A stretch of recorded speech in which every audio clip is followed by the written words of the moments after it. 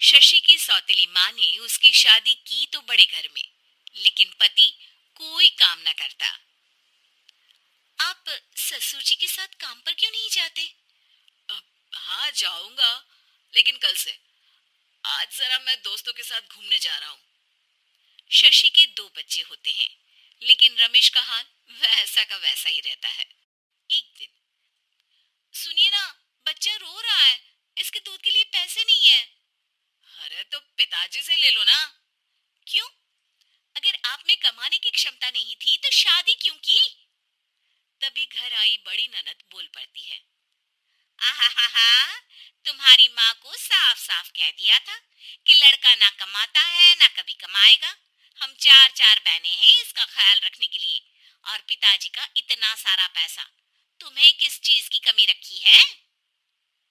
लेकिन थोड़े ही सालों में तकदीर बदल जाती है। शशि का ससुराल गरीब हो जाता है। सब बिकने के बाद शशि अपने पति, बच्चे और सास के साथ किराए के मकान में आ जाती है। मैं कोई नौकरी करना चाहती हूँ दीदी। अरे, इतने बड़े घर की बहू थी शशि तुम, नौकरी करोगी? नहीं नहीं नहीं नहीं। नहीं करूंगी तो घर कैसे चलेगा? बच्चों को भी तो पालना है ना। तभी शशि का भाई आ जाता है। शशि, ये ले राशन का सामान, किसी भी तरह की कोई भी जरूरत हो तो बताना। भाई, अब मैं नौकरी करूंगी। देख बहन, वैसे तो मैं तेरे साथ हूँ, लेकिन हाँ, मैं ये भी चाहता हूँ कि तू अपने पैरों पर खड़ी हो जा। शशि को एक प्ले स्कूल में छोटे बच्चों को संभालने की नौकरी मिल जाती है।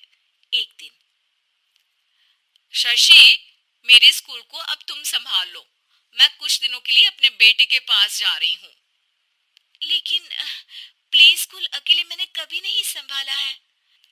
अब ये सब मैं नहीं जानती।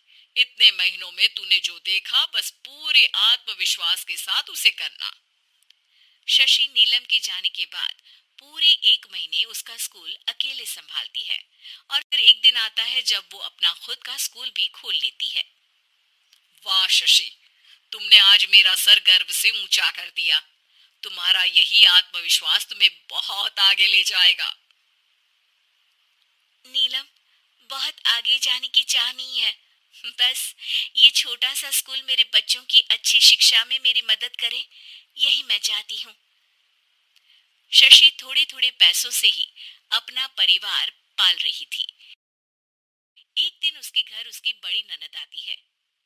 अरे भाभी, घर में कूलर तो लगा लेती। मेरी माँ को कैसे पंखे में लिटा रखा है? अरे तो शशि कौन सा एसी लगा कर सो रही है? वो भी तो यहीं रहती है ना मेरे पास। ज्यादा यहाँ आकर मेरी बहू को परेशान न किया करो।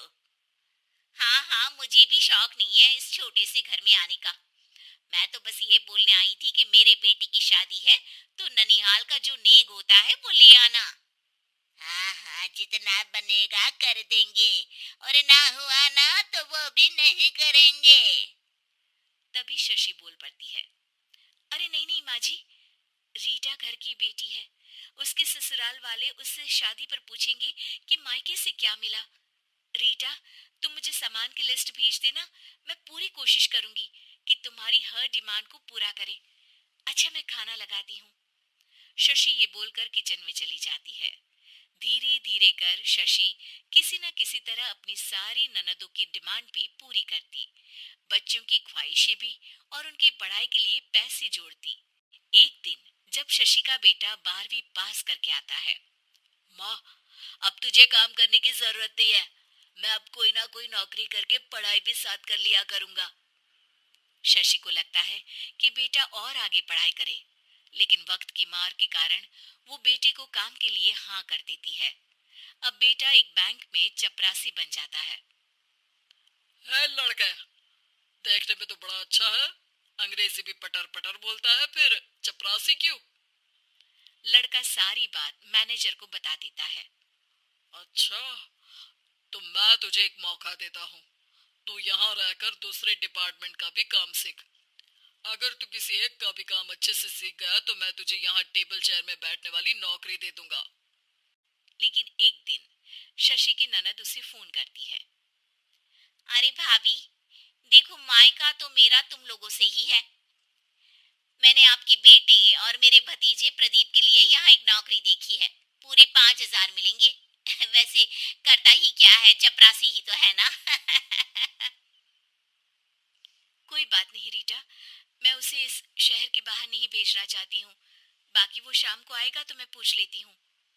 वहीं प्रदीप मैनेजर की बात से खुश हो जाता है और मैनेजर के काम पर ही नजर रखने लगता है। वो उनकी तरह के पेपर पढ़ता, काम करता और आने वाले लोगों की बातें सुनता। एक दिन बैंक में ऑडिट वाले आते हैं। ये गलत है, पूरी बैलेंस शीट नहीं मिल रही है, कहीं ना कहीं गड़बड़ है। ए मैनेजर, क्या करते हो?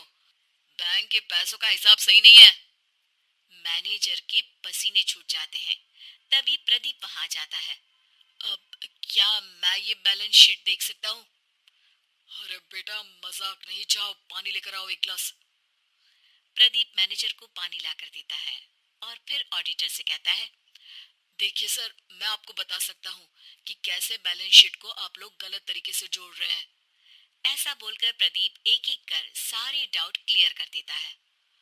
अरे हाँ, ये तो पॉइंट हमने देखे ही नहीं थे। गुड, कौन है ये बच्चा? तभी मैनेजर बोल पड़ता है, अब हमारे यहाँ अकाउंट में नया आया है। ऑडिटर के जाने के बाद, वाह प्रदीप, आज तो तुमने मेरी नौकरी बचा ली। और आपने भी तो मेरी नई नौकरी लगा दी, अकाउंटेंट की। बस, फिर क्या था, प्रदीप ने एक बार जो सफलता की सीढ़ी चढ़ी, बस चढ़ता ही चला जाता है। फिर एक दिन शशि की ननद, अरे भाभी कैसी हो? घर को तो बड़ा ही सुंदर चमका रखा है। अरे बेटी, कैसे आना हुआ?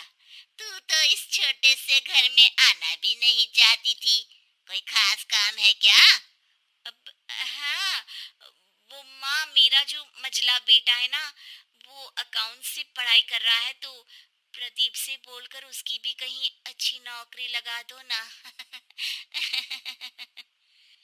सास और शशि समझ जाते हैं कि कैसे पैसे आते ही लोगों के बात करने के तरीके से लेकर रिश्ते निभाने तक में बदलाव आ जाता है।